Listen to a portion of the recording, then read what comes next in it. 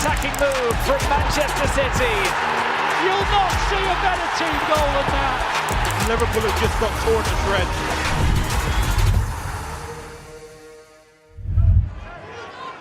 Toure looks for a pass. Silva to Aguero. Aguero finds some space inside. And he finds Edin Dzeko, who scores! City go back level. A lethal passing combination gets City back on terms. Edin Dzeko providing the finish. Wonderful movement from Sergio Aguero. The pass fooled the defence. And Dzeko slots the ball away. Liverpool 1, Manchester City 1.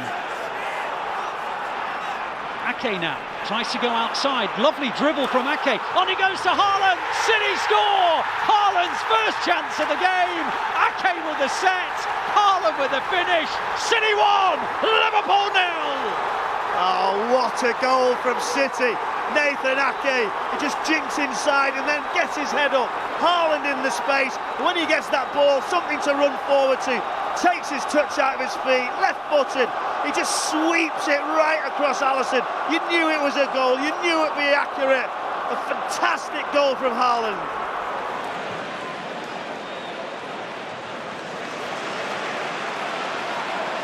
Fernandinho goes through, and this time onside, plays it sideways. It is 3-0.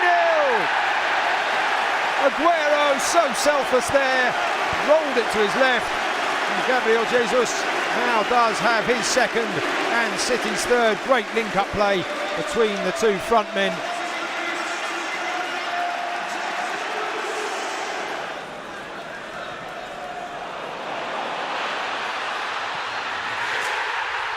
Sergio Aguero!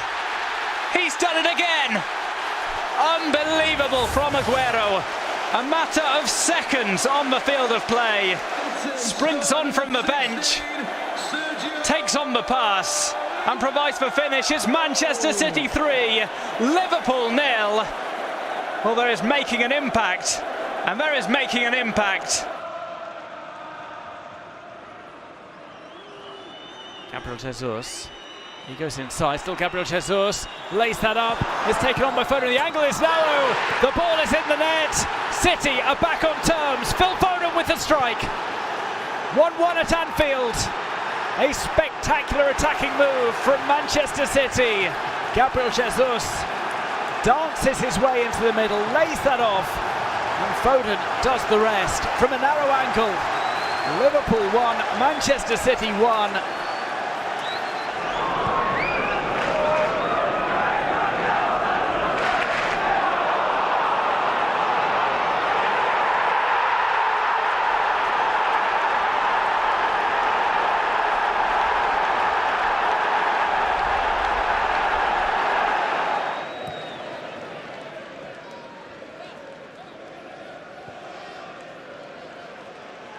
Fernandinho, De Bruyne, low in, Aguero! Well, he fired a warning shot a couple of minutes ago, and Sergio Aguero does it again to level things at the Etihad. That is a sensational move from Manchester City, and they are level at 1-1.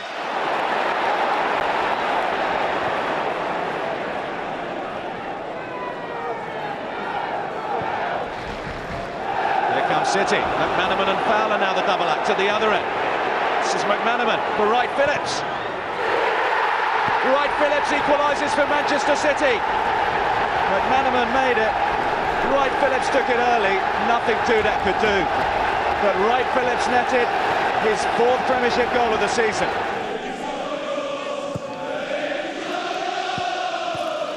This little fella, since he's come on, has been very busy and industrious. As we're seeing again from him. Just needed a little bit of help, I think, Adebayor, and certainly Tevez has given it to him. Another good bit of play from him. Wright Phillips, clever Ireland, 2-1, Manchester City. It's a brilliant goal.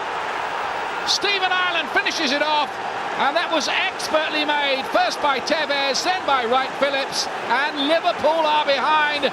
A great little ball into Wright Phillips. The ball's come in, Pepe Reina, no chance. What a turn from Wright Phillips.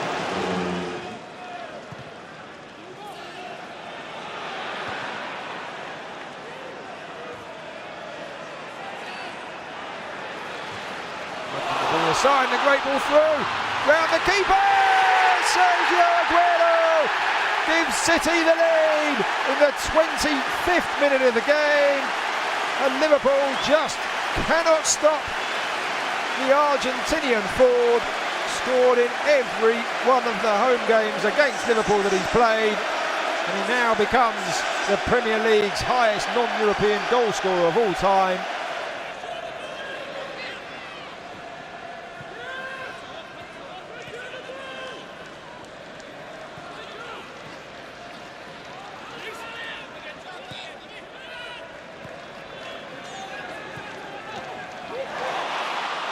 And City with a chance. Nasri tried to pull it across.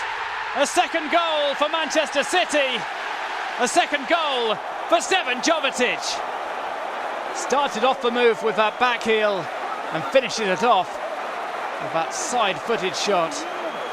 Manchester City 2, Liverpool 0, and Jovetic is coming good.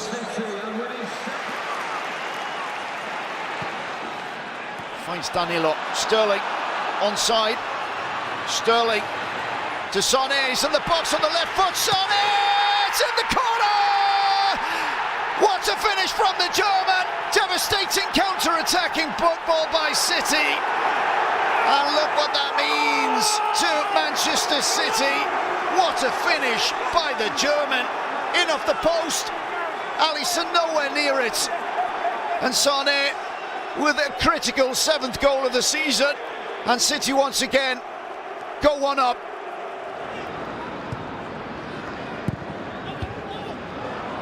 Last burst of pressing from City. Ball finds its way to Aguero.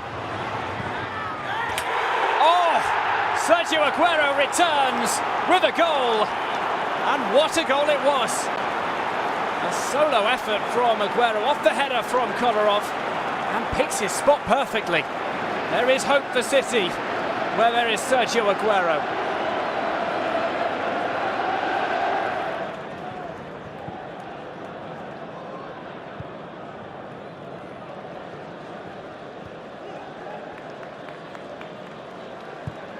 Now Gundogan, beautiful ball, changes the angle, on it goes, De Bruyne's in the area, looking up for the right pass, Grealish, magnificent! You'll not see a better team goal than that. I'm afraid I didn't count the passes, but one thing I can count is the number of goals, and City lead 4 goals to 1, and Erling Haaland's on a watching brief today, but he's one of the first to his feet to applaud. Delighted for Grealish for the way he's played today, and the Liverpool have just got torn to shreds. Absolutely fantastic football from Manchester City.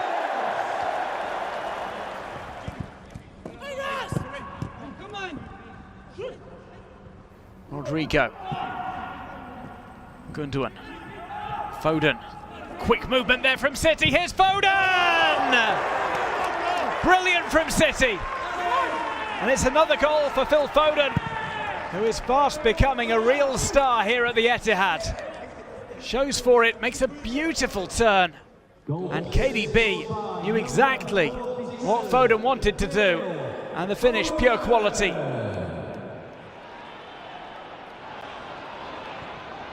Croft. Lovely turn from Bradley Wright Phillips, the return ball for Lee Croft. Fowler making inroads in the centre. Musampa! City have done it! 30 seconds before the end. Stuart Pearce now surely heading for his first win in charge. And Kiki Musampa with his first goal for Manchester City. And Musampa with the most difficult of volleys gets plenty on it. And it looks as if it's enough to have won this game.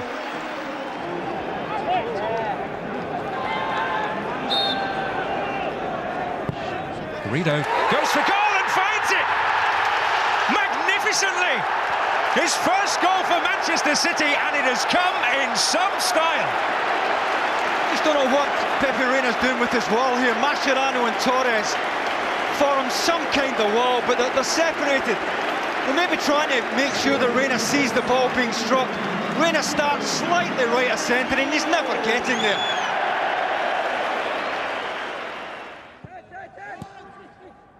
Through opportunity here for Gabriel Jesus to spread over to the right. He Wants that one back towards the penalty spot as that one is struck towards goal, and then some from Phil Foden. One of his best ever. A powerful drive from Phil Foden makes it 4-1 to City, who in a spell of 15 minutes or so have been running riot. Phil Foden, take a bow. That is a brilliant strike.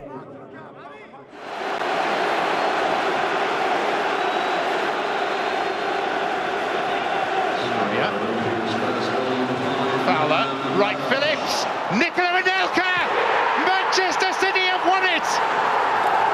We're in the 93rd minute, and wouldn't you just know it, it's the immutable law of football, returning players always score. Rejected by Gerard Houllier, this is Nicola Anelka's response, and it may well cost Liverpool a place in the Champions League.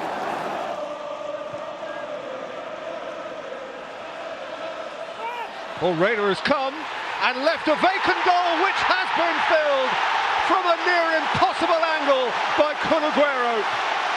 Well, it's a brilliant finish. It's a horribly cruel moment for Pepe Reina, a moment of ill judgment. But how about this? It seems to defy the rules of physics. There's almost nothing to aim at. It's absolute top quality. Looking to take on Alberto Moreno to the edge of the area. Sané lines up a shot! It is 5! Glorious goal from Leroy Sané. First touch of control, had a look up, and then curled the ball wonderfully beyond the reach of Mignolet into the top corner of the net. What a goal that is from Leroy Sané. Up and over Mignolet. A real work of art. And it is Manchester City 5, Liverpool 0.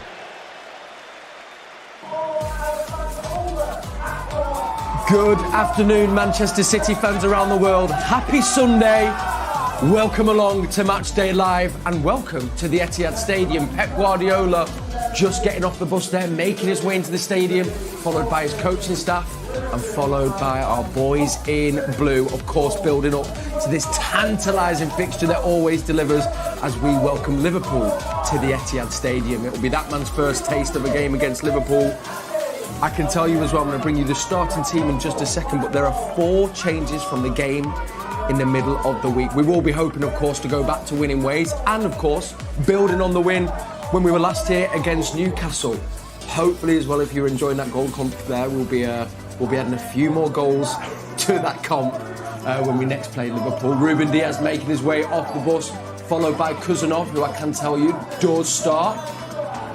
And you might have seen there in our goal comp, a younger-looking Scott Carson as well was in there, the eagle-eyed viewers amongst us. That man there as well, the Egyptian prince, does start. Ederson as well making his way off the bus. Nunes there, followed by Jack Grealish, Phil Foden, Kevin De Bruyne. Will he be in the starting 11? Well, let me bring you that news right now. In goal, kicking things off, there he is. Can he get another assist and break records? Ederson. Rico at right back, alongside none other than Kuzanov. He partners Nathan Ake in the heart of defence and moving down to the left-hand side. Josko Gvardiol completes the back 4. Moving into midfield, brand new January signing, Nico, of course, in the holding role, alongside that man, Kevin De Bruyne, back in the side and captaining our boys in blue today. Savinho. There he is. Phil Foden loves a goal against Liverpool alongside Jeremy Doku. And to complete our starting 11, there he is, our Egyptian prince, Omar Mamouche, starts today. My name is Cel Spellman. It is a pleasure to be with you live from the Etihad Stadium, and alongside me I've got David James and Paul Dickov. Good afternoon, gentlemen. Paul, this fixture always delivers. How are we feeling about the game today? After Newcastle last week, pretty confident, but then I'll look at Madrid during the week and maybe not so confident. But look, it's an attacking lineup. Yeah. Really good team, and at Liverpool, you know that they're at the top of the league for a reason. They're on the way with it. They're good team, very good team, good squad. New managers come in and he's really, I think he's probably hit the ground running a lot sooner than what everybody would have expected with the squad that he's got. So you've got to give them credit, but here at the Etihad have always got a chance. We do indeed. It's interesting as well, David. I don't know about you, but I mean, I'm always nervous before any City game. But, yeah, but almost, I don't know. It feels like the pressure's off a little bit. The fact that we're not really going for the title and we're just trying to secure top 4. I don't know. Is it kind of almost a bit of shackles off, pressure off a little bit, or not? No, no.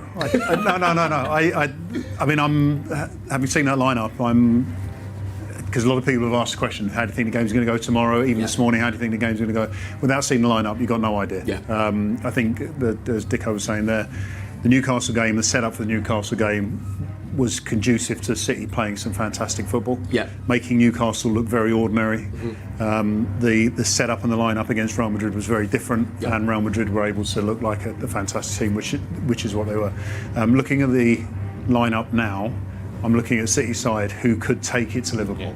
I don't think there's anything about no pressure, because this is a City side who are used to winning, first of all, games of football and then trophies. There's an opportunity to get into the top 5, stay in the top 5, cement it, even finish in second. In the wildest dreams, there could be a complete capitulation when everyone moves, and the City still win the league mathematically. But realistically, it's about finishing the season strong.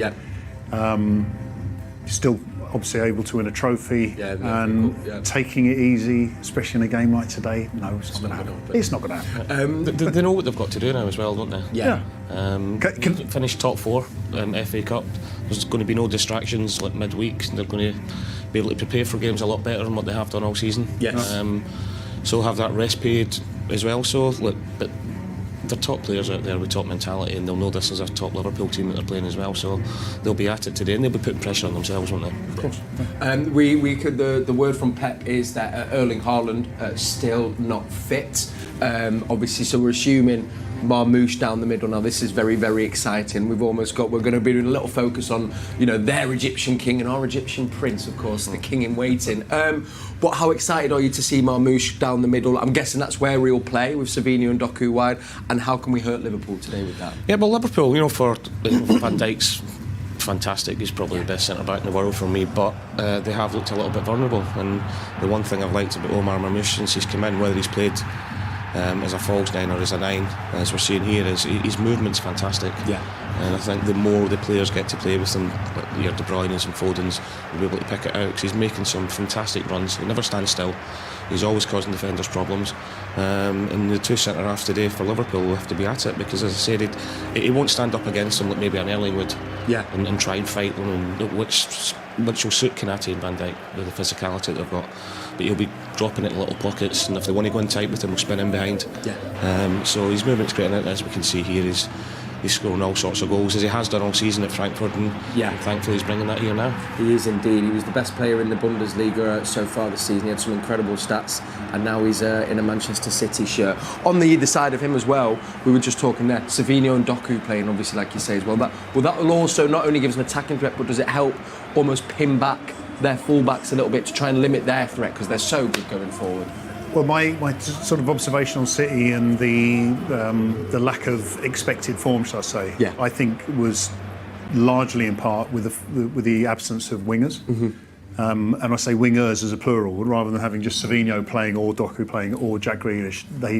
Pep at times had none of them, and you had the likes of Bernardo Silva playing on the wide, and Bernardo's a fantastic player, but he's not a winger. When you've got Savinho one side, Doku on the other, I just think that the team, and what we saw there, and that first goal from Ederson was a prime example. City were playing so wide that you basically left 2 in the middle. Erling Haaland makes a little run into the middle, and the other thing, I mentioned in the Real Madrid game, Ederson was playing balls along the ground into Haaland on the halfway line, and Dan Burn ends up chasing him, which allows Marmoush to run in behind. And it's kind of like Erling was then basically a decoy. Now Marmoush is going to have to play in a role where he is the target man. So I think Liverpool's defence will be slightly different in that sense, but it means that Phil Foden and Marmoush, theoretically in the middle, on their own, leave the 2 wingers wide, then it is 2v2, which will play into Marmoush's hands, which will play into to Phil Foden's hands. So I'm excited by this lineup for City, because I think they could do something. The thing is, if Phil pushes on, like Jamo said there, or Kevin, up against their centre-halves, if the 2 wide players are wide, defenders don't want to be left one-on-one, do they? They need to make sure they've got covering around them, so it'll be interesting how they do it. Oh, speaking of being one-on-one, Josko Gvardiola's got a big job on his hands today against arguably probably the most informed and blessed player in the world at the moment, alongside probably a few of them Real Madrid players. How do we go about, if you can, limiting the threat of Mo Salah? I think the wide players, as much as we're talking about them going forward, they're going to have to get back in and double up and help out. If it is Josko, it could be Nathan out there. Very true, actually. Josko in the middle. Yes. The last couple of seasons, Nathan's actually done really well up against Mo Salah, so I'll have a little look out for that one. But Doku and Sabinho, depending on what side they're playing, they're going to really have to help the fullbacks out there, because Mo Salah he's a world-class player, and best player in the Premier League, top goal scorer. So it's up to the others in the round. It's just not up to the fullback to help them out. You know, their teammates have got to double up and help them out as well. I think, and I mean, the stats are there to support the argument that he's the best in the world at the moment. I think the problem with trying to contain Mo Salah at the moment is, in seasons past, it was stopping him from scoring. Whereas now, yes, he's capable of scoring. He scored, I think, 7 penalties included in that. But he's top of the assist chart as well, and that's the difficulty. This season of all seasons, I think we are seeing a new version of Mo Salah. He controls the ball well, he runs with the ball well, and he chooses his passes well. So even if you double up on him, he'll be looking for someone else. Yes. And that's what, I don't think we can escape the fact that Liverpool are having a fantastic season with the same players doing things slightly differently. And part of that is Mo Salah just being a more rounded player. It's interesting as well. I think, Liverpool's midfield have almost got a little bit strong. I think Gravenberg in the middle will bring you Liverpool team news as well. Massive in any game, but of course, how are Nico and Kev and Phil going to kind of get control of this game today, Paul? Yeah, they're going to have to, because Soboslai's in there as well, who's been playing really well. McAllister, I think, is having an outstanding season as well. You know, he's talking about he's chipping in with some goals, and he does that third man run into the box. So I think Nico's going to be massive as in protecting the back four. We know he's brought in to do that position as well. And they're just going to have to match their energy in midfield, because what their three midfielders have got, or whatever three play in there, they've got a lot of energy that can get up and down the pitch. So we need to match that first and foremost, and getting the ball and try and control the game.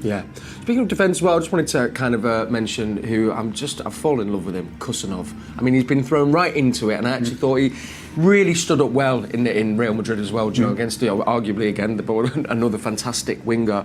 Partnering Ake today, if he's in the middle, or Gvardiol. What have you made of the start to his City career, David? Yeah, he's fitted in really well, as you said. There's a bit I feel for him, because having come into the side and done well, the team haven't been winning week in, week out. Whereas a lot of players in the last few years have joined Man City and it's kind of like, let's just continue this winning run. But he doesn't look phased. He and Nico as well. I mean, Mamouche is slightly different because he scored his hat-trick and the focus goes on him for that. But these two players, they look comfortable. They look capable. And I think Pep has been forced into a situation where he's having to sign players to play. Straight away, hit the ground running, as using your phrase there. But I think they have, and it wasn't for the quality that has beaten them in Real Madrid on midweek. Then we would be talking about them in a different light on the back of the Newcastle game. But fantastic signing. Let me get this right. Uzbekistan's first Premier League player. Yes, indeed. Fantastic. There we go. It's only I've been to Uzbekistan. I was buzzing from the other night there, because even not Ali Man, I must add, I had to turn the commentary off on Wednesday night with some of the rubbish that was coming out. And I thought up against Vinny Jr., I thought he was outstanding. People are still reverting back to his mistake in the first couple of minutes in his debut. I think he recovered ever so well from that. I thought Newcastle game, and then the other night there to go to the Bernabeu Champions League game, play right back up against Vinny Jr. Doesn't just show you what a good player, but his mentality as well to go straight into the team. 20 years old as well, Paul. I mean, not to point out the others, but how difficult is it to do that? And you're also, like you pointed out, David, you're not coming into a team that's trying to build, you're coming into Manchester City. Not easy to do that. It's not, and he doesn't speak English. Either. You know what I mean? So he's so, in the space of a few weeks, everything, his personal life, his professional life has been turned upside down, and all of a sudden he's playing in the biggest stage. So I think you've got to give him huge credit. At 20 years old, if he can handle that now, he's going to be some signing going forward. Yeah, he looks fast as well, actually. There's a couple of them closing down runs. I really enjoyed seeing that. We've got, speaking of Alistair Mann, he's down pitch side, just down there behind us, and he is with big Andy Morrison. Let's get their thoughts on the team. Yeah, welcome to Pitchside. Alongside me, of course, is the former City captain Andy Morrison on co-commentary duty today. Just a quick one before we move on to today about Madrid. What are your overall feelings? I feel the best team won. I think the manager alluded to that afterwards. I think it was very gracious. And the players that I've seen on social media have just said, yeah, better team over the two legs and set the benchmark, and that's what City will be heading for now. So are you pleased that there's a game as big as this straight after it? Yeah, absolutely. I mean, listen, it doesn't matter. You want a game quickly after that, because they don't like losing. They're all hurting. The manager, the players, the staff, everyone. So you want to bounce back, and what a game. For me, the biggest game of the season. Obviously, everyone's noticed the lineup without Erling Haaland once again. Clearly, that knee injury a bit more problematic. What does that offer other people an opportunity to do? Well, it's a massive loss, whatever said and done. You're looking at, for me, the best goal-scoring finisher, in world football. And that's not just blue-tinted glasses. The stats and numbers say that. But it gives other people an opportunity to have a little look. Marmoush, I think, will go through the middle. He's a goal scorer. He's a threat. It's a different style of play.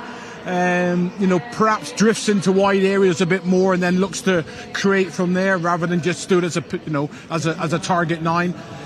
So yeah, a great opportunity for everyone to go out against.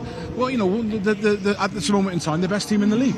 City today have got Kevin De Bruyne as captain back in the team, back in the lineup again. Will he be particularly keen to put on a performance in a game like this after obviously not participating against Madrid in the second leg? Yeah, absolutely. I mean, the top players, the world-class players want a stage. They want a platform to just go and show what they're about. And this today, I mean, he'll revel in this today. There's conditions. The ball's going to be fast. They're going to move it. The pitch is quick and fast. And, it'll be Kevin's day today. I've got a really good feeling. OK, well, let's give you the Liverpool lineup, which is as follows. Alisson is in goal. Then it's Van Dijk, Konate, Luis Diaz, Szoboszlai, McAllister, obviously Mo Salah, Jones, Robertson, Gravenberch and Alexander-Arnold. So interesting, that really, in some ways. Gakpo's on the bench, Núñez is on the bench. Probably looks as though Diaz is going to kind of play almost as a false nine, but certainly more centrally. A play that everyone talks about Salah, but I know you think Luis Diaz is a key weapon. Yeah, we've had this conversation. I'm really fond of him. I see what he does. Marmoush reminds me of a very similar player. He wants to run in behind, comfy with the ball at his feet, pulls into wide areas and can drift past somebody and arrives in the box. So it'll be a great matchup today to see how them two actually do compare against each other. And what about the thought that obviously Virgil van Dijk probably is thinking in his mind he's going to have one of those physical battles with Haaland. There's no Haaland today. Does that make Konate and Van Dijk a little bit different in their roles, with City not having sort of the obvious central striker? I don't think so. I think I think they know what their roles are. They're both quick and strong. So whether they're against Erling or whether they're against Marmoush, it's about making sure. And what they have got, Ali, and we spoke about this over the last few days, weeks when we've been together, is its familiarity. The spine of the team doesn't change, and that's what's been in their favour this year. They haven't lost one of their centre halves. We've lost numerous centre halves. The spine of the team's strong. Alisson seems to be back in form, so I don't think they'd have been overly worried. Whatever they're up against, they'll back themselves today. Just one final thought before we leave it. We've talked about this a lot. Wednesday night, John Stones goes off after about 8 minutes. First leg, Manuel Akanji goes off against Real Madrid after half-time. It's something like 21 times this season City have had to take off a centre-half because of an injury. You were in that position. How disruptive is that? I mean, we're not making excuses, but just an explanation. How disruptive is that? I think the results have shown that. And I think the way the games have panned out, many games we have conceded in the second half, and we've come out the second half and looked a different team to the first half, where the team actually ran over the opposition and looked like they were going to run away with the game. 5, 6, 7, 8 games come to my mind, Ali. And then second half, we've looked totally different. And you train, you prepare, you go into a game, and then you lose somebody after 20 minutes, you lose somebody on 15 minutes. Trust me, it makes a massive difference. And it's not just the one change. We tend to change it. Pep will move somebody from maybe centre half to right back, so there'll be a new partnership. He's always thinking what's the best way to stop the opposition, but it's so disruptive, it really is. The thoughts there of Andy Morrison. He's on commentary duty with me this afternoon, so make sure you download the app and we'll guide you through every single moment of the game. Back to you in the studio. Thank you very much, Ali. Thank you, Andy, and thank you to you for joining us. If you've just tuned in, Cel Spellman alongside David James and Paul Dickov building up to this game against Liverpool. We just brought you the Liverpool team news there. Were there any surprises in there for you, David? No. I think the big issue for Liverpool was always with regards to Cody Gakpo being involved or Darwin Núñez starting in the absence of the likes of Jones or perhaps Diaz. And judging by lineup, no, that's kind of what I expected, which makes it even more fascinating. Yeah. I mean, it's exciting, and everyone watching, listening will. Should be excited. I mean, we see Cody Gakpo there, who's been in fantastic form. But as we said before, this guy here is the guy who is involved in so much of Liverpool's positive play this season. I think a couple of seasons ago, these things weren't happening, but he seems to have found himself a place this season. Do you think, just saying off air there, Curtis Jones, you think he'll play as a false nine, or because Diaz has been playing in there, hasn't he? Yes. Yeah, and there's so many parallels with what we're talking about, or my view of Man City having wide players. In the recent game against Wolves, I was at the match, and Dom ended up out on the left-hand side. It doesn't function anywhere near as well as you got Diaz out on the left-hand side, because he offers both ways, going forward and backwards. So I think Diaz will stay out there. I just think Jones will probably play through the middle alongside Dom. But there's an interchange in the attacking side. You mentioned McAllister making that sort of late run into the box. The one thing, and when you talk about Man City's midfield, they've got to look out for, and I've been buzzing on this, is Gravenberch, because he picks balls up under pressure and in one movement will go forward. Yeah. When you see it, it's amazing. Yeah. But because of how he plays, he allows Szoboszlai and McAllister to go. Yeah, but he's so disciplined in what he does. Yeah, it's his first touch, Dico. The ball will come in, and most players will, even with a good touch, will control it and then play. His first touch takes him into a position, one movement, and he can bypass the whole midfield in doing that. And as I say, if you've got the likes of Diaz down one side, Salah down the other, then it's going to be tough. Yeah, speaking to Liverpool fans, they always pinpoint how key he's been to the success Liverpool have seen on the pitch. Having said that, and this is another thing that I've seen on a number of occasions, when he's been put under a lot of pressure, it doesn't work all the time. Newcastle was probably a great example away. He was put under lots of pressure early doors, and all of a sudden the rhythm was out, and then Liverpool struggled to get, even though they could have won the game, they ended up drawing 3-3 because of the pressure Newcastle put on. So have City's midfield got it in their mind to put that pressure on the likes of Gravenberch to give themselves the advantage today. That's what will be interesting to see. Looking in their back four as well, I know that's their strongest back four. It's going to be very difficult to break them down. And as you said as well, they've got such a threat going forward. Is it also important today that City nullify the threat of Robertson and also Trent, because he has obviously got a wand of a... Yeah, they have, but I think that's where Sabinho and Doku are going to be so important. It'll be interesting what side they play at as well. Yes. Whether Doku plays in the left, Quinley's right, and Sabinho the opposite, or whether they both play in their natural side. So, but I think whoever's up against Trent, we're talking about Salah, they're going to have to work so hard going backwards, because we know the quality he's got, but at the same time we know defensively he can't be got at, and maybe that's Pep's thinking, having two out wingers out there today. Just picking up on the name you said there, we know we just kind of touched upon him, but Mo Salah has been in imperious form. What is his strongest quality for you, Paul? For me at the minute, it's just his availability every single week. Yeah. And the influence he's got in his team. You know, we're all talking about his goals, but JMO's absolutely bang on. The amount of assists he's got this season as well. And you know, he's probably, well, it's saying it as it is, isn't it? He's probably the most important player in that team. You know, years gone by, it's always been Van Dijk. I think if they miss him for any amount of time, they're really going to struggle, because there's no other player like him in the world. There was, me and my friends were actually having a discussion going, has there been a better right winger in Premier League history? It's a tough shout. It's up there. But I think if you're looking at goals and assists, and the amount of goals that he's got for a winger, it's absolutely frightening. I can't think of a winger off the top of my head that scored the amount of goals that he has. I wanted to just pick up on Arne Slot as well. Obviously, come in and Paul, you said it at the start of the show. I'm going to use the phrase again, third time. Hit the ground running. But what is it that Arne Slot has done to this Liverpool team that was, that is different, and why do you think they've been so successful straight away? I think there's a number of factors. I think the remit coming into the club wasn't to win the Premier League. Yeah. It wasn't to win trophies. It was to get Liverpool in a good position. I think it's very, very interesting. I mean, Pep. We talked about Pep signings in January, but he has been forced to do that. Arnie, I think, signed Chiesa, and that was it. Or Liverpool only signed Chiesa. Yeah. Chiesa was one of those players you go, hang on a minute, this guy's available, and took it. I don't think it was anything about let's go and rebuild this side. So similar to Jurgen Klopp, you get a manager who comes in who basically turns around with the whole change room and says, I'm trusting you to do what we need to do. Yeah.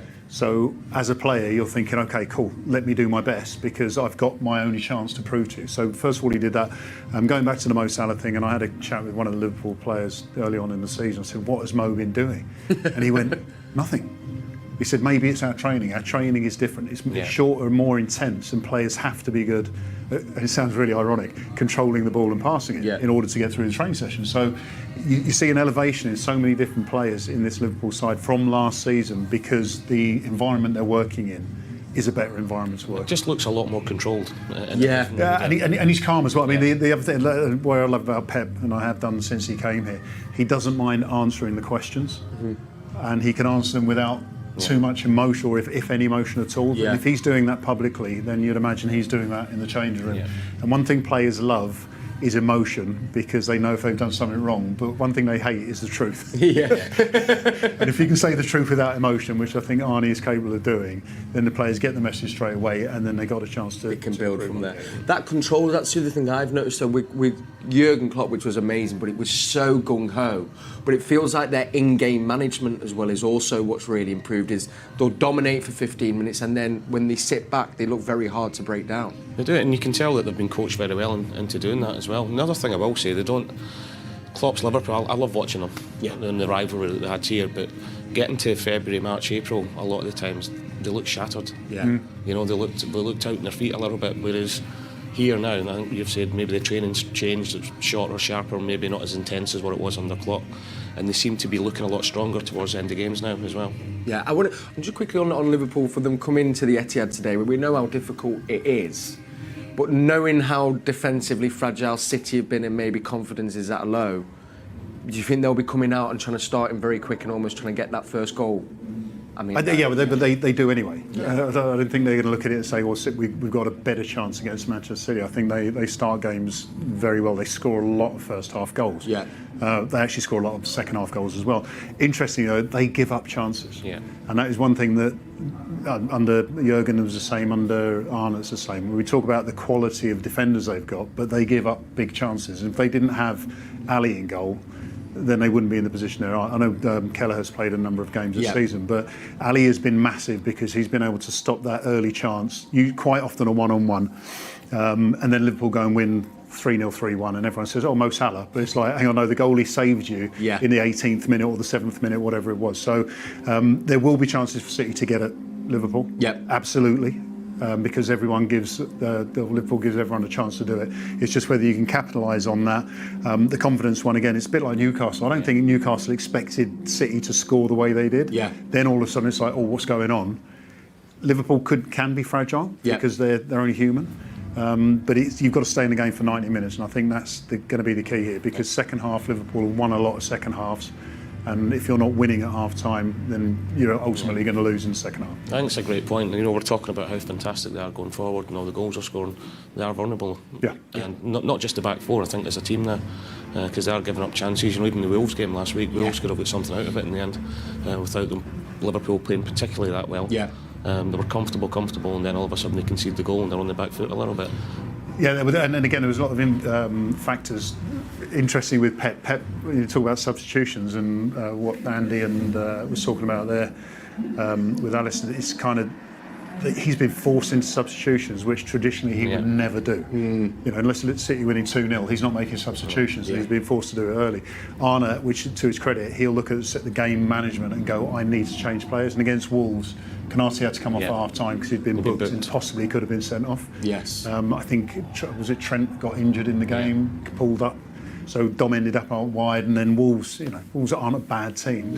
And Liverpool nicked I think it's fair to say Nick's at 3 points, but yeah, that's what teams at the top do, isn't it? Yeah, exactly. Yeah, and let's be fair. I think even City's successful season, there were 1 or 2 games in those successful seasons where they've come away gone.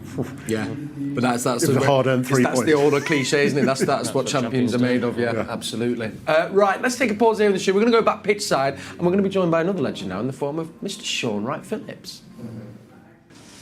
Hello, welcome back to Pitchside, and obviously one of our Matchday Live special regulars is alongside me, the legendary SWP. I have to say, by the way, that this is not a great day for this particular kind of game for me. A bit too windy, a bit too breezy. What do you think? Conditions all right? I mean, has anything changed? It's Manchester. This just comes with the territory, doesn't it, really? I always joke with you about the weather. I always joke with you about it. First question's got to be about Madrid. I know. First question's got to be about Madrid. Look, I'm disappointed, but are we realistic? Did the best team win over the 2 legs? Let's be truthful. I would say from the first game, no. I think in the first game, I thought until Akanji came off the pitch, I thought we were in control of the game. We were winning. As soon as Akanji comes off, Stones comes out of that midfield area, they start to somehow get a foothold within that game. And even then, still so, we gave them the goals. They didn't play us off the park, really. But in the second game, I think in many ways that Real Madrid team turned out. And that game, I would say, yeah, they were better than us. But I think anyone can lose to Real Madrid. I don't think it's necessarily a bad thing, us getting knocked out by Madrid. If we was having this conversation, say, if we lost against Club Brugge or something like that, then for me, it's a different conversation completely. Yeah, I completely agree with you there. I think the other thing I would say about the 2 legs, I don't know if you agree with me on this, is that I just thought that at times they had just that extra gear to go into in the second leg in particular, or with the likes of Mbappe. Well, they're at home. I think if the legs were drawn the other way around, I think that would have been us. Yeah. The result might not have been what it was for them, but that would have been us in the ascendancy and pushing and playing with excitement and flair as we did in the first leg, although we lost the game. And we beat them before there. This time it just wasn't to be, and it's just been a tricky season for us all year round. Not only the injuries, the new players coming in, all learning how to play. There's a lot happening right now with City, and for me, we're still sitting fourth in the Premier League when people are saying it's a bad season for us. So we're still doing pretty well in my eyes. Yeah, no, I completely agree with that. I just interesting that there's sort of a new generation of players starting to come in now, particularly down the sides, where, of course, you were a star for many years. What do you think of the width that we're now providing, the players down the sides? It's exciting times, I'm telling you that much. I think Savinho, we've seen what he's done. He's grown and grown, especially after he got his first goal. I think Mamouche, who can play anywhere across that top 3, is showing everything that he's capable with and without the ball. That is for me. And then you got Doku, who always excites people because no one ever knows what he's going to do, but he always seems to try and make things happen. And then you got Oscar Bob coming back, and then you got the main man Phil Foden. So, you know, there's plenty of options there for anyone that's coming to see entertaining wingers do things that you wouldn't normally see at some places nowadays. The winger generation is finally coming back, everybody. Did it ever go away? Yes, it did. I mean, we talk about wingers, and of course Mo Salah plays down the side, which is, you know, extraordinary when you look at his numbers. People are starting to say, is Marmoush the new Egyptian king? They're calling him the Egyptian prince. Are we too early to make comparisons? I don't think you should make comparison. I think Marmoush and Salah play completely different styles. I think they have the same agenda as we saw against Newcastle, but I think they're completely different footballers. I think Salah plays more like an out-and-out striker, but this year, for whatever reason, his assists have gone through the roof. So that's nice to see him from my point of view as a winger fan. But I think Mamouche has got everything. His work rate for me as well is through the roof. It reminds me of old school wingers that go up and down. They put the work in for their team as well. Let's have a thought about today's game. Obviously, Liverpool, you would think, are the favourites to win the Premier League title. But have you noticed a few chinks in the armour in the last few weeks? There's been chinks in their armour all season. For me personally, I'm not saying they haven't played well, but they have given up chances for teams to score. Teams haven't taken them, but just one thing with Liverpool, whether they give up those chances or not, if you can't keep that front three quiet, you're going to concede goals, because Salah can score at any given time. I think Gakpo has been another one like that. As we've seen, Luis Diaz will somehow find a way to get the ball in it. They've got, I think they had something like 11 different goal scorers this year within the Premier League. So they're getting goals from all over the pitch, which makes it difficult to stop them. So it's interesting how they're there. I think Klopp's team at the same point this year, there's a 1 point difference between them. So the question is, have they got better, or has everybody in the league got worse? Well, you're asking your own question there. What do you think? I reckon not everybody else in the league is up to where they were last year, personally. Okay, interesting thought. Just one final thought before I let you go. Where is this game won and lost for you? Where's the key battle today? For me, the midfield.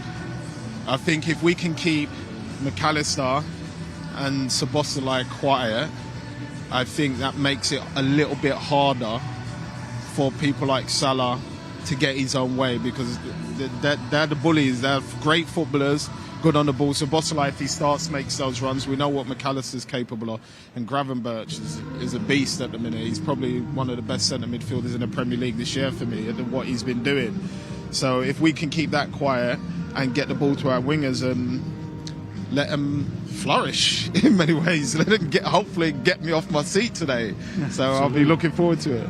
Well, this man always used to get me off my seat when I just used to watch him from the sideline. He still gets me off my seat now, to be honest with you.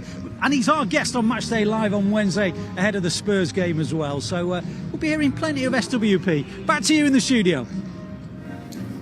Thanks, Alistair Mann. Thanks, Sean Wright-Phillips as well. He'll be with you on Wednesday as well. Very much look forward to that. Thanks for joining us if you've just tuned in. It was touched upon there, but today we have got the battle of the Egyptian king versus the Egyptian prince. Now, before we get into that here in the studio, let's see what Pep made of our brand new Egyptian signing in the form of Omar Mamouche.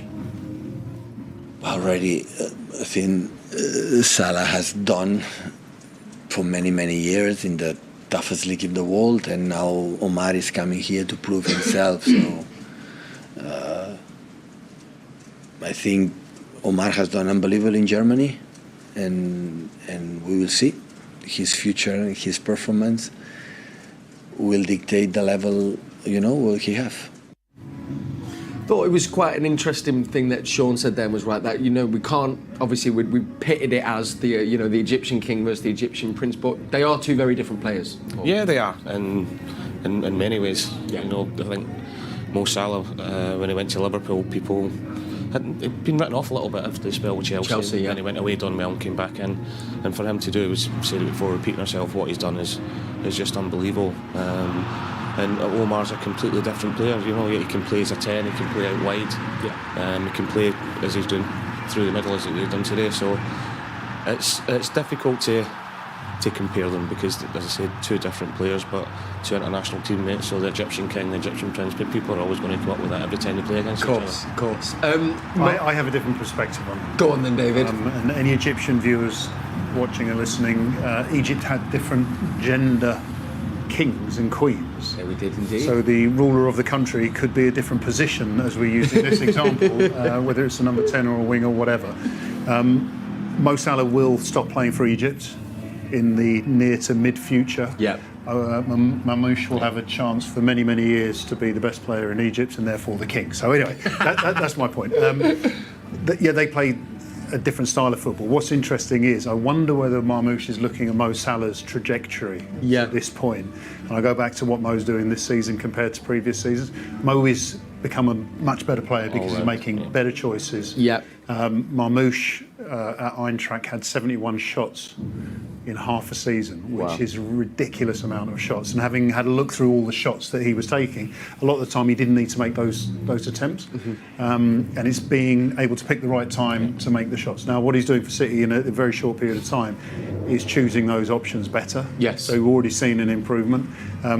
What's going to be interesting, I chucked this one at Natalie against Real Madrid before he knew the starting lineup. If there's a free kick, who's going to take it?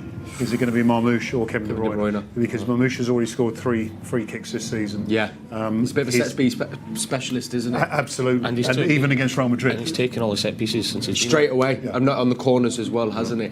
Obviously, that shows the trust that's there. Also, it's quite exciting that he's been here less than 2 months really, and we talk about that bedding in period as well. That relationship with players, and we've seen his movement in behind. That's only going to grow as well, isn't it, Paul? Yeah, it is. But look at the free kick here again. That's ridiculous. I think he's upset that he didn't score. Yeah, he's absolutely gutted, isn't he, to go and get it. I mean, it was the first goal for Nico, which is we'll take that. But he settled in so well. But he's came here already with a lot of confidence. Yeah, you know, one of the best players in the Bundesliga. Assists, goals. So he's. You know, confidence is massive, especially when you go to a new club. And when you go to a new club, David, you want to hit the ground running. It's the phrase of the day. It is that. And he's done that. Yeah. He looks a good character as well. Yes. Yeah, and also, I mean, conversely as well, and more from the Liverpool point of view. Again, I know we're kind of saying it, but even looking at this season, I mean, he's now the 6th all-time scorer with 180 goals. Mo Salah. I think, can't dispute his impact, not for Liverpool, but on the Premier League, David.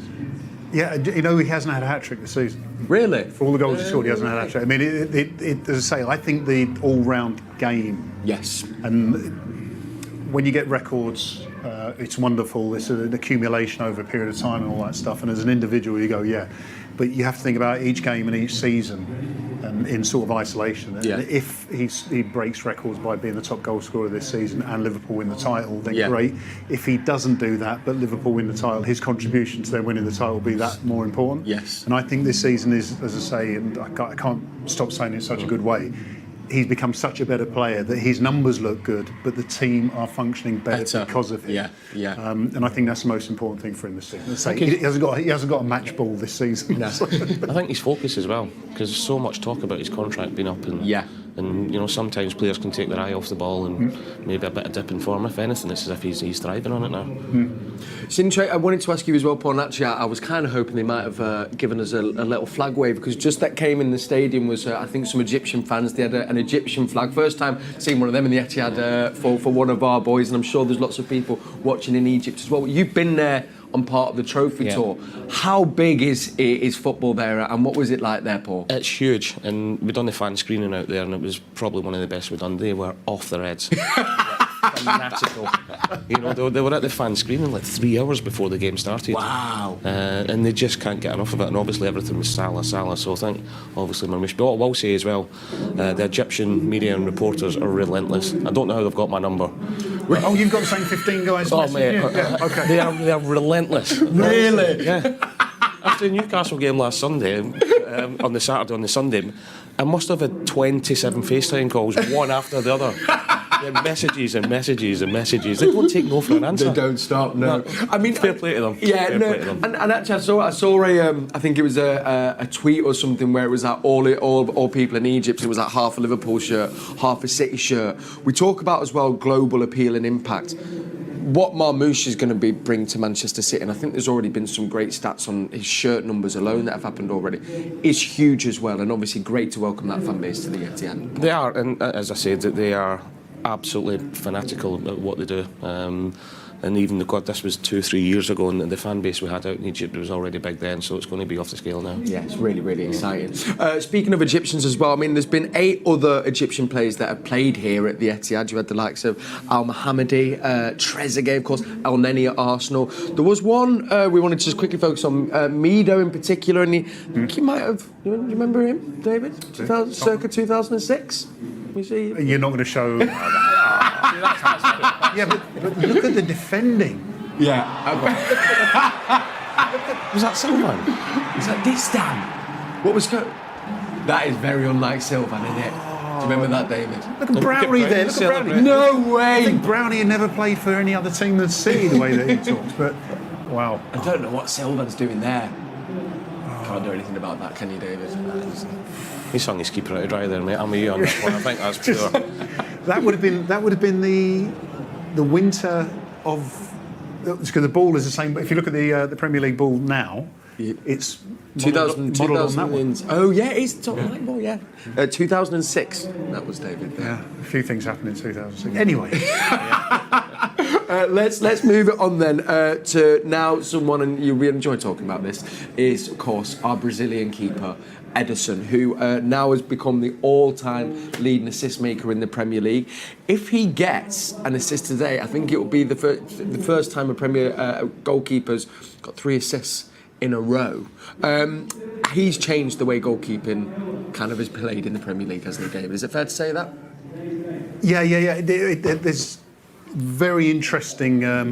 Excuse me, I'll pick my notes up. Very, very interesting with Eddie, because when he came in, I mean, he's also the world record holder for the longest kick. Yeah. Which he broke at the training facility. Oh yeah. Because he has such a phenomenal area of distribution, I think a lot of teams will, and I always question why Ortega has more saves than Eddie. I mean, Ortega can kick a nice ball, but Eddie can boom it. Yeah. And you just find that teams end up dropping off because Eddie's in possession. What we saw in Newcastle wasn't a particularly long kick, it was just very accurate. Yeah. But he gets the opposition to question where they're positioning all the time. Yes. Again, as I said, when you've got 2 wingers, I mean, that's a pretty good boom. All these things go into defenders' minds, into managers' minds, into goalkeepers' mind. Where do we set up if he's in there? Do we put pressure on from inside your own box? You know, that's phenomenal. And he has changed it, but in a weird way, he's changed it in a way that many keepers want to emulate. Yes. They just haven't got the capabilities. They haven't got the distance in the kick. They haven't got the accuracy.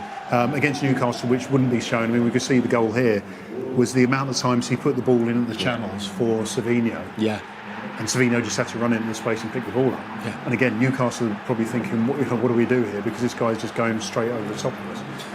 He's so influential to the way that City play, in particular with Pep Paul. And I know sometimes it gets said, like you said, about Ortega being the better shot stopper, but I also don't think you can take away. Ederson is also a great in the nets at stopping shots. I just think back to the Champions League final. You know, that was an unbelievable performance, and without him, I don't. You know, who knows how it would have gone, especially the saves in the dying embers. His all-round game is arguably, I think, probably the best one of the best in the world, anyway. Yeah, I think it is. Nothing. Look, that treble season and even the 4 in a row. He made big saves and big moments in the games when a lot of the times we were dominating and he wasn't needed that much. Yeah.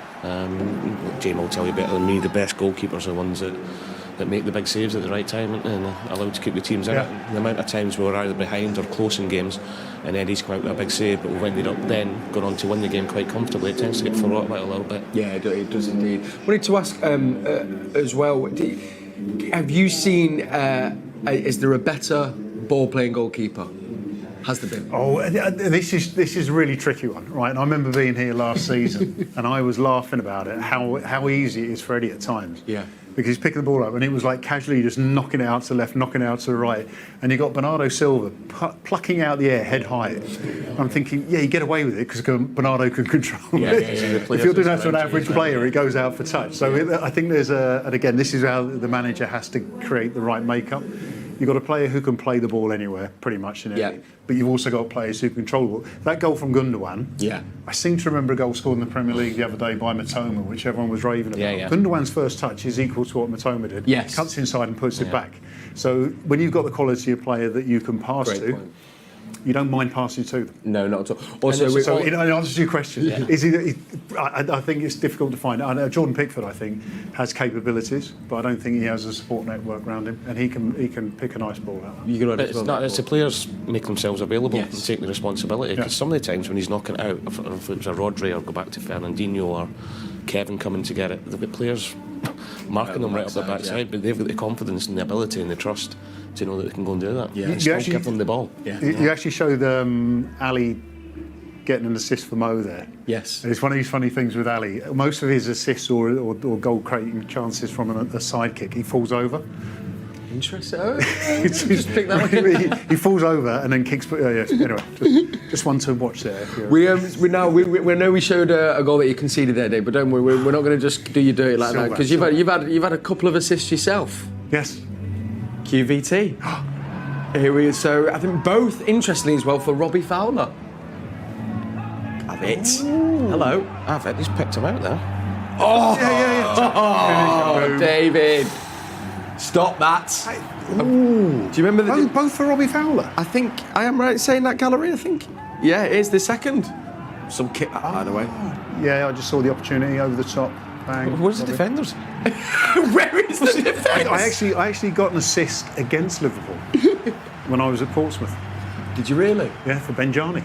No way. Yeah. That's sloppy research. That. Yeah. No. It's fine. It's fine. But it's slightly ironic because I mishit it. It's like I've got to boom it down there, and I've ended up cutting over the top of it. I'm thinking, oh no, and it's gone through the team. Benjani chipped over Pepe Reina. Assist. There we go. Do you get any goals? Assist you? Assists? No, I didn't. I was slightly different. We used to. Leicester, we and Walker, and we just used to launch it up to Brian Dean's head to flick it on from me then to chase on. So we'll take that. But not a straight assist. Right, the boys actually have taken to the pitch behind us there. They're warming up. Liverpool on one side, City there, out on the pitch, warming up to a very warm reception. We're actually going to head to Egypt now and hear from some fans over there. Let's see what they have to say. ان شاء الله مرموش ان شاء الله. نشجع ليفربول بس طبعا صلاح ومرموش يعني احنا ممكن نشجع الفرقتين. والله انا هنتفرج على الماتش بس هشجع الاثنين. انا بشجع ليفربول عشان صلاح بس عشان مرموش في سيتي فحابب اشجع الاثنين. الاثنين ولاد بلدك ومش هينفع تشجع واحد وما تشجعش الثاني. هو في حيره ديفينتلي. نفسي مرموش اللي يكسب ان هو لسه في بدايه المسيره. لا انا مرموش عشان انا مع الطلائع الجديده والشباب ما كنتش متخيل ان مرموش بصراحه هيجيب هاتريك في ربع ساعه. اتبسطت جدا طبعا. مبسوط قوي بمرموش بصراحه يعني ان هو لما جاب الجوان وبتاع كنت فرحان له قوي يعني. كنت فرحان يعني كنت مبسوط.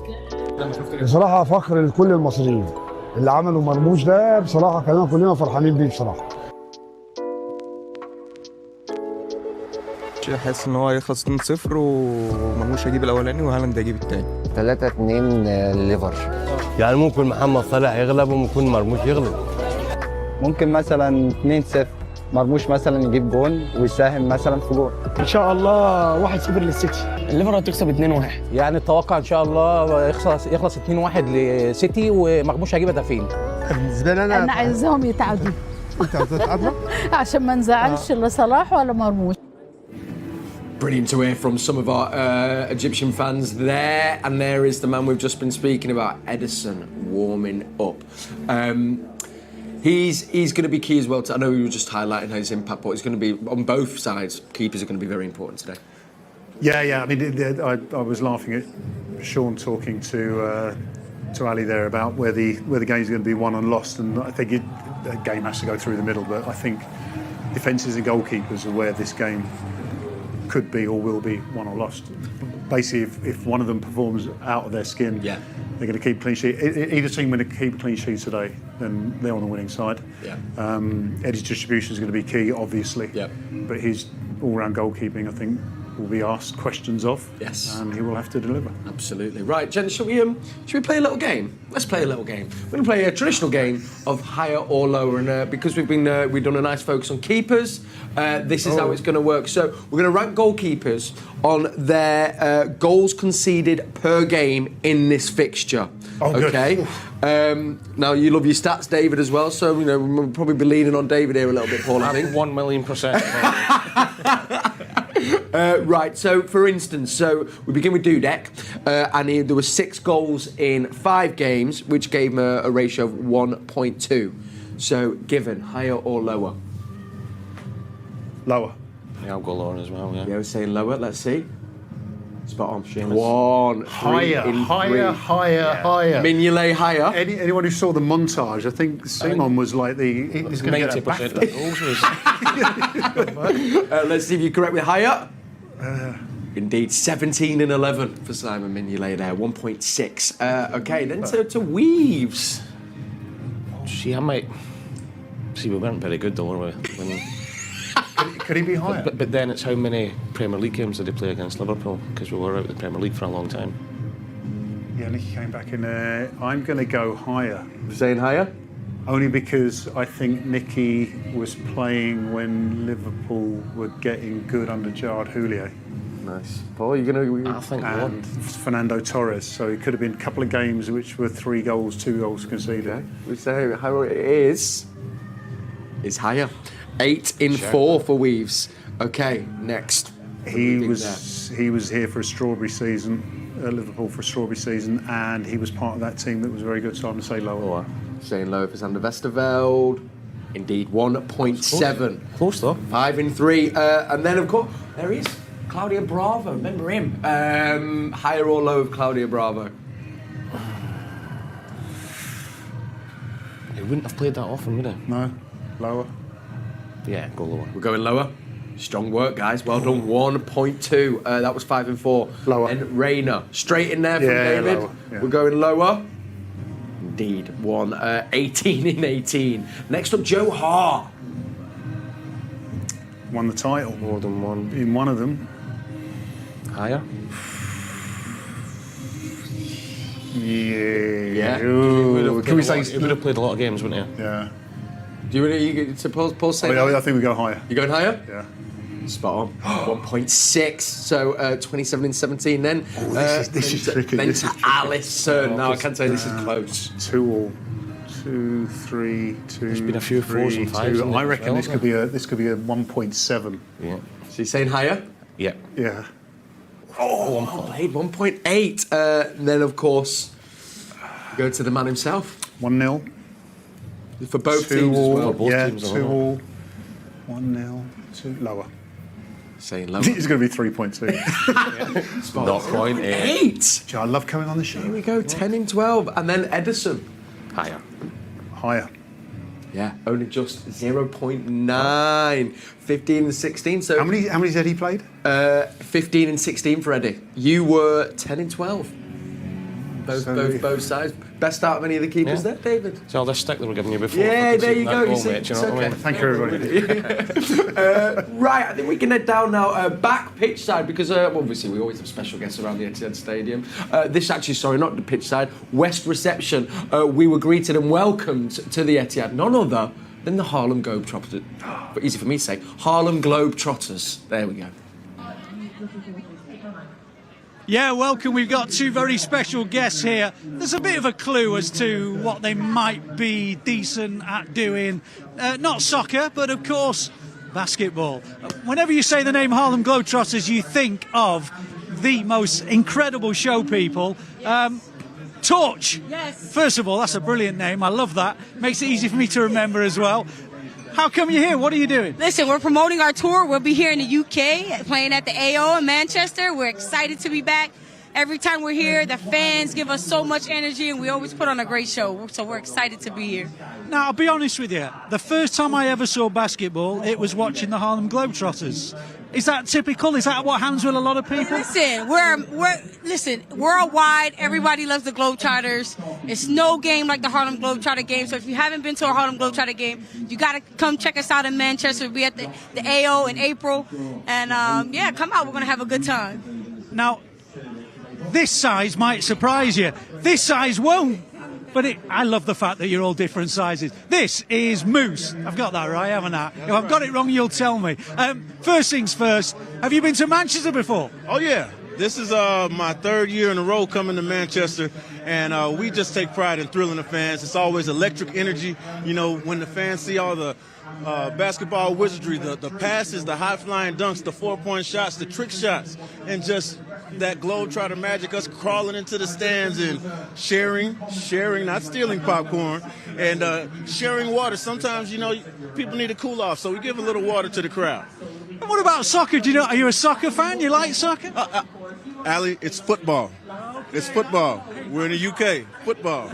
Love it. And there's nothing like a Manchester City game, because the fans, I mean, look at all these people. It's just electric energy, and I'll just feed off of that. I love it. Okay, let's go back down again.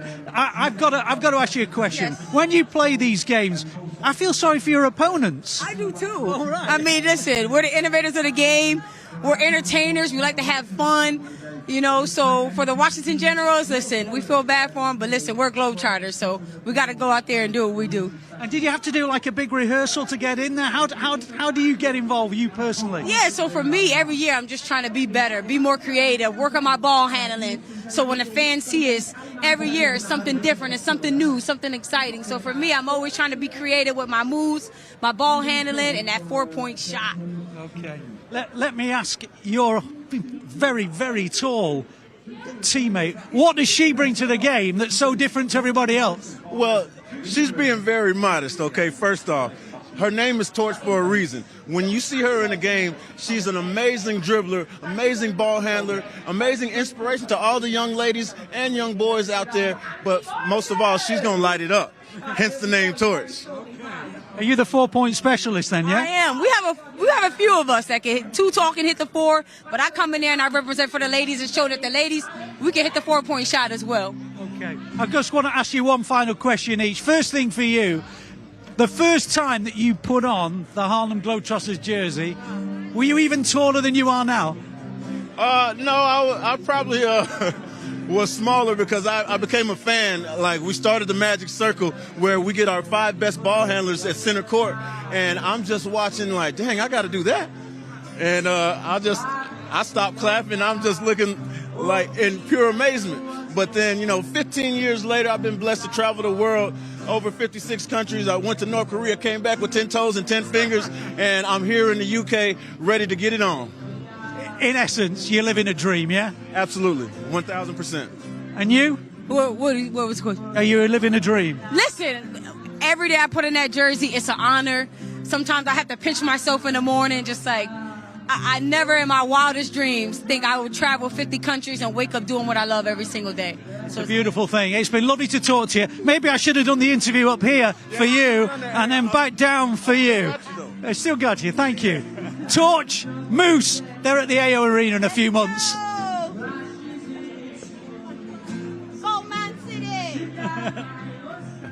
Love that. Thank you, Moose, and thank you, Torch, there as well from the Harlem Globetrotters. There at West Reception, which is where, when you see the players get off the bus, that is where they arrive to. David James just told me a very interesting stat. I don't want to claim it. Do you want to say it, David? About Manchester City arriving at the stadium? Well, yeah, so I'd learnt last night, because I was, talk about international fans, I was privileged to be able to have dinner in the home changing room. Nice. There's fans from around the world, and I was told, or we were told, that Man City is the only stadium, the only team that walk through the front door of their stadium on a match day. No. So when you see the high fives, I joke, because Marusha's got it as well. The City players, as everyone sees, give a high five to the fans. Yeah. That's why Phil Foden has a wristband on. I have always wondered about that. I don't know if it's maybe become a little bit of a thing now for Foden, because he's always got that on his wrist. That's not maybe a little. It's from high fiving the fans on the way into the stadium. We just saw, that's the word I was looking for, Paul. Now, Omar Mamouche is on your screen, as is Kevin De Bruyne. We've been running a poll on YouTube asking you to vote on who you think will score the first goal.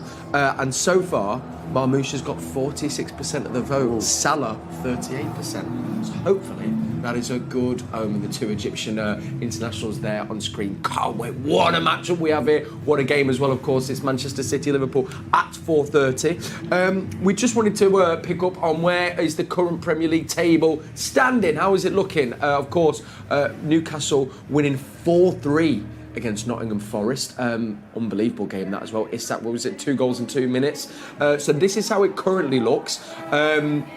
That win does now put Newcastle level on points with us, but of course we've got the game in hand, which then will take us obviously above Nottingham Forest on goal difference. But it is that middle section, obviously Liverpool flying, Paul, but it's quite tight there in the middle. It is, and Bournemouth having a wonderful season, although they dropped points yesterday, and Newcastle looked as if they're going to be out of it for a bit of form, but it's so tight. But for Man City today, the players will be looking at that and thinking, do you know what? A few weeks ago, it looked as if we were miles away from Nottingham Forest. and now we're 1 win to go above them. Yeah. And they'll be setting their own targets. You know, obviously top 4, top 5 has got to be there, but they'll be looking at who's ahead of them. And you know, if we can catch Forest, go above Forest, can they do the same to Arsenal as well? And that's the sort of things mentally that will be keeping them going. Well, and there is. It's been a lot of ups and downs. I mean, with Brighton winning, Chelsea losing, Villa winning. As we know, this is probably going to be going like that throughout the rest of the season, David. Yeah, there's 1 or 2 people listening, I'm sure, who are familiar with Wacky Races, which was a cartoon a few years ago, where no one seemed to want to take the lead, and when they did, things sort of fell apart. But I think the result today with Newcastle and Nottingham Forest has done City a favour. Yeah. Had Nottingham Forest won that game, then that gap would have opened. And then all of a sudden you haven't got someone to overtake or immediately overtake. Now that even though it brings Newcastle closer, it means that the win today puts us, as Dickov said, puts us above Nottingham Forest. Then there's teams below you. Yeah. So it's there's a lot riding on today's game, but I think results like that make it nice. It puts more pressure on Newcastle now as well, because now they've got to maintain their position. It's all the things that City have been doing so well at over many years, that everyone else is, even with Liverpool, experiencing something which is not necessarily a season in, season out feeling. And it puts pressure on the teams below us as well. Yeah. To go and do it, you know, because if we can win today, you know, your Newcastle's, Chelsea look as if they're out of it. Your Bournemouth, even teams like Forest will be thinking, oh, here we go. Here we go. They're at it again. It's that time of the year where they click in. And it can knock the stuff in it a little bit. It's also, I know Pep always points this out, the first target at the start of any season for Manchester City is securing Champions League, and that is the focus now for the league, I'd say, Paul, isn't it? Yeah, well, it's almost unthinkable for that to happen, that we wouldn't even qualify for Champions League. It looks as if we might. Is it confirmed it's going to be 5 spaces next year? Or definitely top 4, but the players, Pep, the club, they'll be wanting to cement in that place in the Champions League. Whether it's 4th, 3rd or 2nd as quick as they can. Yeah. David, can you see anyone catching Liverpool? No. I think I've been using an analogy pretty much most of the season, which is 90 points. If you get to 90 points, then you are probably going to win the league. And I think Liverpool are the only team that get 90 points now. Defeat today still leaves Arsenal 3 games for Liverpool to lose before they can contest winning the title. So, it doesn't mean that I think Liverpool are going to go easy today. I think we don't have to win. But I think that result yesterday with Arsenal. Oh, without doubt. Without doubt. 1-0, wasn't it, to West Ham at home as well? Even with my West Ham allegiances, I didn't see that happening. And again, a bit like the Wacky Races analogy. You know, you think the teams are going to just continue doing what they're doing, then all of a sudden things happen and it all changes. So theoretically, of course, mathematically, Liverpool might not win the title, but they're going to have a really bad fall. I think before yesterday, Arsenal probably would have had to have had perfection from now to the end of the season to have any chance whatsoever. Yes. And I think that's just blown them out of it. Yeah, it has indeed. Let's take a slight pause there in the studio, and then we're going to be building up to final thoughts, because it's 14 minutes till kick-off. Very exciting. The players have headed back to the tunnel. The Etihad Stadium is filling up. But before we come back here to the studio, I want to tell you about a brand new campaign that has launched Manchester City around, I've done this around International Women's Day. It's collaboration with By Women Built to celebrate and inspire the next generation of female-founded businesses and footballers. Alex Greenwood and Lauren Hemp, of course, stars of our women's team, joined founders Polly McMaster and Tajinder Bamwaite for a little insightful discussion about the project and the campaign. For me personally, when women come together, I think they're quite powerful. It doesn't matter how big your dream is or how small it is, it's having the belief that you can achieve it.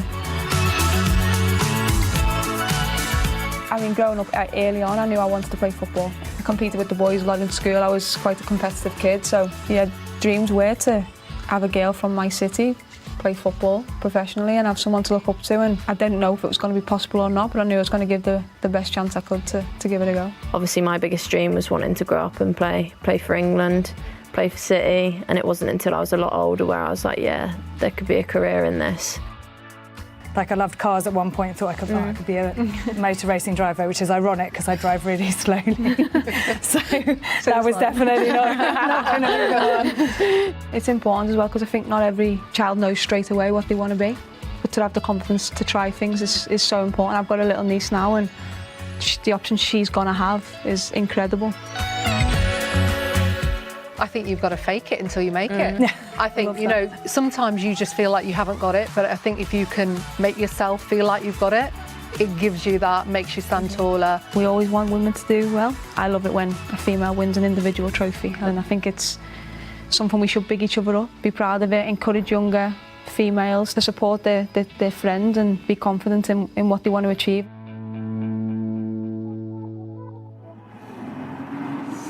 So that is a collaboration there between Man City and Buy Women Built, an incredibly important campaign, and that is all around International Women's Day as well, so make sure you check that out. Now, before we get final thoughts and score predictions, gents, we're going to go down and hear from another City legend. Of course, he's been in both camps, actually. None other than Mr. Colo Torre. Yeah, welcome to Pitchside, where I'm joined by another City legend who also had a foot in the Liverpool camp for a while as well. Colo Torre, you're very welcome. I know you're here regularly these days as part of the under-18s. Absolutely. But how significant a day do you feel this is for both teams? I think it's huge. It's huge, and I think this game can be a turning point for the season, you know, because I think this season is very strange. Nothing is done yet. And I think for City now, we've been out of the Champions League. This is massive now. They can really focus in the league, you know, and winning today will be a big sign for the rest of the season, I believe. Because of what happened with Arsenal yesterday, do you feel as though there's even greater pressure on Liverpool now? I don't think that they will feel a little bit relief, I have to be honest, because if Arsenal were going to win yesterday, they were going to be much more in pressure. They will be a little bit relaxed today, of course, and but it's up to us and to City to just keep pushing, put the pressure, and then put them on the pressure, really, and try to win that game. Because the game away from home last time was really intense, and then now the fans are here. The players, the manager, they need the fans to push the team, you know, to go to the extra yard. As a player who played at central defence, how significant have all the injuries to the central defensive unit been in why City are where they are?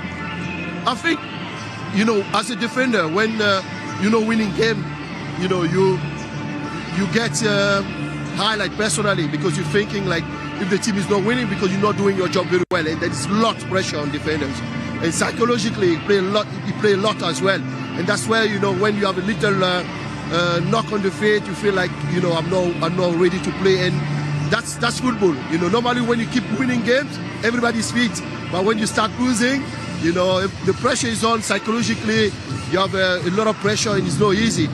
But I believe that these defenders are really good. And I always believe football is about teamwork. It's about defending together. And I think the team has to defend together like they used to do before. I can't let you go without a quick word on the FA Youth Cup game on Thursday. A huge night for your boys. How excited are you about what you're seeing at the under-18s? The potential is great. We have some really good young talent. They're improving very well, and which is the most important, because for us, we just want to coach them and let them reach the highest level to play for our first team, and that's the aim. And of course, we have some games which are really important, like Thursday, but the most important for us is to improve them. This game on Thursday will be important for us, but we want them to play good food, keep improving, and those pressure moments just deliver. Always a pleasure to speak to you. Best of luck on Thursday evening. The thoughts there, of course, of Colo Torre. Thank you. Thank you, Ali, and thank you, Mr. Colo Torre. What a guy. Big fans of him here in the studio. Right, not long to go. Thank you so much for joining us. Remember, we'll be back at half-time and at full-time, and make sure you get commentary with Alistair Mann and Andy Morrison on the Man City app. So, the stage is set, Paul. Final thoughts on the game. How can you see this playing out? Looking forward to it, as always. I expect Man City to win, although been a bit deluded with some of my predictions this season, the way it's been going on. As have I, Paul, don't worry. Just a bit deluded. But I think I can't see both teams keeping a clean sheet, so I'm going to go 2-1 Manchester City. I'm going to go 2-1. Which is very conservative for me. It is. No. Me and you have had some shocking predictions this year. David, your final thoughts on the game and a prediction, please. I think, strangely, the team that scores first is going to lose the game. Okay. because I think it's going to be a compelling match. Yeah. So I don't know who's going to score first, though. That's the problem. You're not going to give me a... I think I'll be true to myself. I think that Liverpool will nick it. You think Liverpool will nick it? I think Liverpool will nick it. How important is it that, just for confidence as well, Paul? We know we have been fragile at the back. Just to start and be solid, maybe what we didn't do against Real Madrid. Yeah, I think the first every game, first 10-15 minutes are going to be massive. Against a Liverpool team that can score at any point and score a lot of goals. So keep it nice and tight. I'm looking forward to seeing the two wingers today. Yeah. What side they start on as well. To remember the game at Anfield, Jeremy Doku came on and caused Trent a lot of problems, and Trent ended up getting taken off because he couldn't handle him. Yeah. So maybe there's individual battles, wingers against the fullbacks today, both sets. Yes. They're going to be huge. Yeah. I think the key thing is, and again, as much as I haven't seen, as much as I've got the lineups, haven't seen how they're going to line up. Yeah. If Pep allows his wingers to play wide, I think Man City can cause Liverpool lots and lots of problems, and I don't mind being wrong. Yeah. I'm fearful that they're going to end up being drawn into the middle, which is going to play into Liverpool's hands. If it's 0-0, I think it's going to be one of the best 0-0s the Premier League's ever seen. Yeah. But cushion off there. I mean, look at him. I know, we were getting some final instructions there from Edison as well. And we just saw Nico walk past, but we wonder what languages they're talking about. They're talking football language. Yeah. It's universal. And we just saw Nico as well wander past us. We pointed out as well, Paul, midfield battle is huge today. Yeah, it is. And look, I think he's going to be so important, not just today, but from now to the end of the season. We've seen glimpses of him already. I think it's important. Everybody's comparing to Rodri. It's important not to compare him to Rodri. Yes. Because Rodri's the best player in that position in the world, but he's come in and what we've seen so far, he looks very, very good. Not just for this season, but the season's going forward as well. Absolutely. Right then, gents. Well, the players there giving their final little hugs before they head out onto the pitch. So let's park it here in the studio. Remember, come join us at half-time and at full-time. And thank you so much for joining us. So here we are. A fixture that I think is arguably probably the biggest and best in the Premier League. It's Manchester City versus Liverpool at the Etihad Stadium. That man captains the side. Let's hope he'll captain us to a win. Final thing for me to say, come on, City.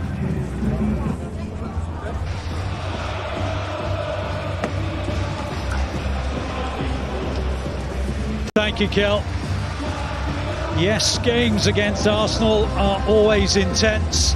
The Manchester derby, probably one of the first fixtures that any City fan looks for. But let's be truthful, this is the biggest game of the season. These two sides have built up a rivalry like no other. Only City and Liverpool have won the league title in the last few seasons. They are and have been the best two clubs that this country have seen in recent times. Whenever they come together, it is normally a quite stunning fixture. All the hype, all the build-up, all the excitement, well, in a way you feel as though it sometimes lets you down. Not this game, not this fixture, not these two teams. It's always a game that you will go away with fond memories of having seen the best in the country.